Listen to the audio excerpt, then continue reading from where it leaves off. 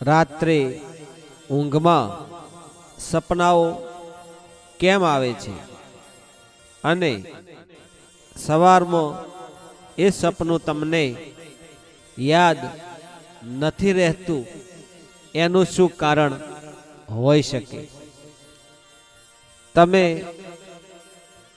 ઊંઘો એટલે રાત્રે ઊંઘતાની સાથે જ તમને ઊંઘ ના આવી જાય, પણ થોડો સમય ઊંઘો એટલે તમારું શરીરનો જે થાક ઉતરી જાય, તમને ઊંઘ એવી ગાઢ ઊંઘ આવે કે તમારું શરીર સ્થૂળ થઈ જાય અને મગજ તમારું ચેતન એટલે કે જાગૃત રહે છે. હવે એ વખતે તમે જે દિવસ દરમિયાન કે તમારો જે સમય ચાલી રહ્યો હોય એવા પ્રકારનું તમને સપનું આવતું હોય. કેમ? તમારા જે સમયમાં જે દિવસ દરમિયાન જે કાર્ય પ્રવૃત્તિ તમે જે કરી રહ્યા છો એ તમારી મગજમાં, તમારી મેમોરીમાં એક કાર્ય બધું સંગઠિત થાય, એકત્ર થાય છે મેમોરીમાં. હવે એના જે વિચારો છે જે તમારે કાર્યોમાં સ્થિર થઈ જાય છે, આગળ પરિણામની ખબર નથી હોતી. ઘણા બધા પ્રશ્નો એવા હોય છે કે તમે કોઈને કહી નથી શકતા, કોઈને તમારા મનની વાત તમે જાણ નથી કરી શકતા. આવા ઘણા બધા પ્રશ્નો તમારા મનના, તમારા જીવનના, તમારામાં તમે સમાવેલા હોય છે, પણ તમે કોઈને કહી નથી શકતા. એટલે જે સમયમાં જે કાર્ય તમે પ્રવૃત્તિ કરી રહ્યા હોય એ મેમોરી સંગઠિત તમારા મગજમાં થાય.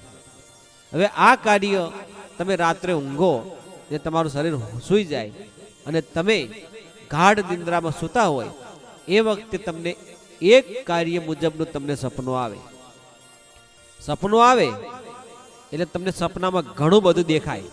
તમારી આંખોથી તમે જે સપનું જોઈ શકો એ તમે સપનું જોઈ શકો છો.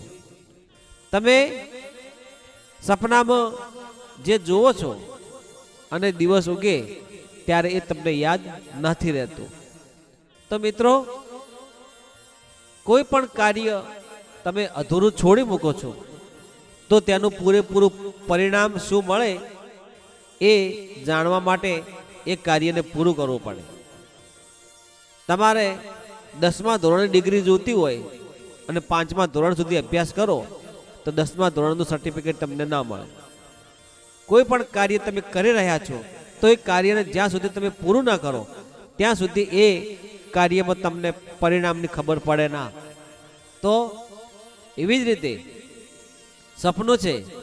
સપનું તમે જોયું હશે, સપનામાં તમને શું દેખાય છે, સપનામાં તમે શું જાણો છો, શું વિચારો છો, એ તમને અધૂરું તમે છોડી મૂકો છો.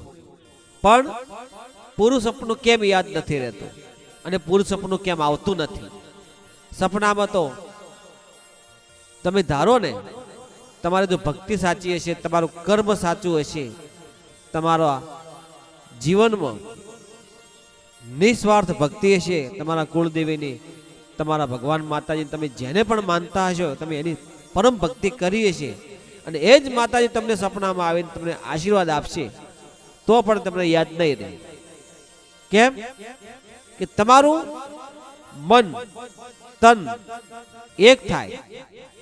તમારો જીવનનો પર્યાય એટલે કે તમે જીવન જે કંઈ જીવો છો એ સમર્પણ માતાજીને કરી દેશો તો પણ સપનું તમને યાદ નહીં રહે.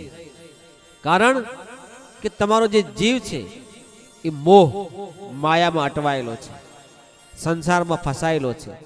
કુટુંબ, પરિવાર, દરેક જગ્યાએ તમારો જીવ ફસાયેલો છે. કોઈ પણ કાર્યમાં તમારો જીવ અધૂરો રહે છે કે આ કાર્યમાં સફળતા મળશે કે નહીં મળે, શું થશે કે શું નહીં થાય. આવા બધા વિચારો વારંવાર આવતા હોય. જેવો સમય હોય, જેવો કાર્ય તમે કરી રહ્યા હોય એના આધારે તમને સપનું આવતું હોય છે. સુખનો સમય હોય ચાહે દુઃખનો હોય.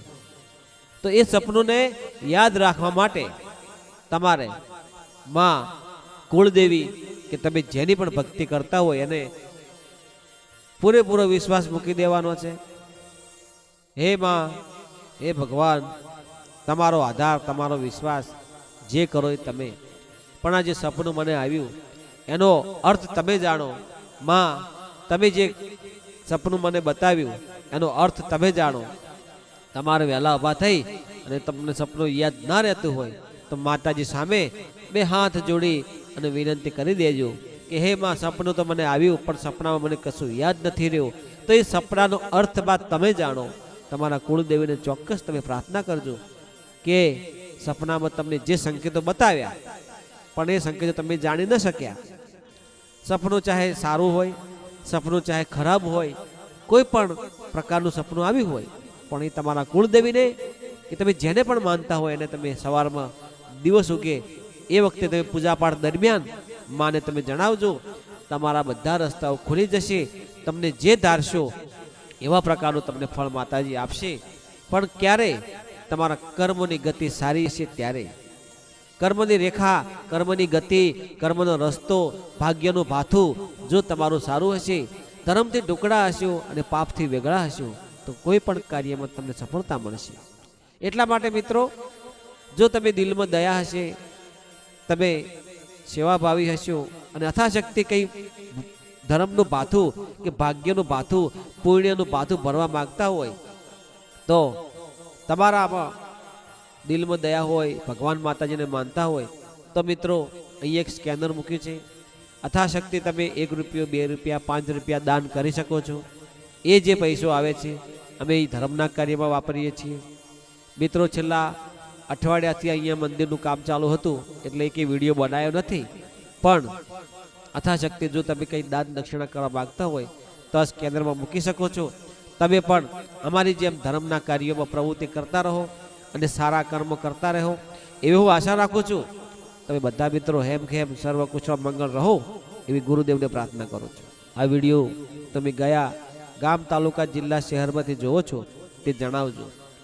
જય માતાજી, જય ગુરુદેવ.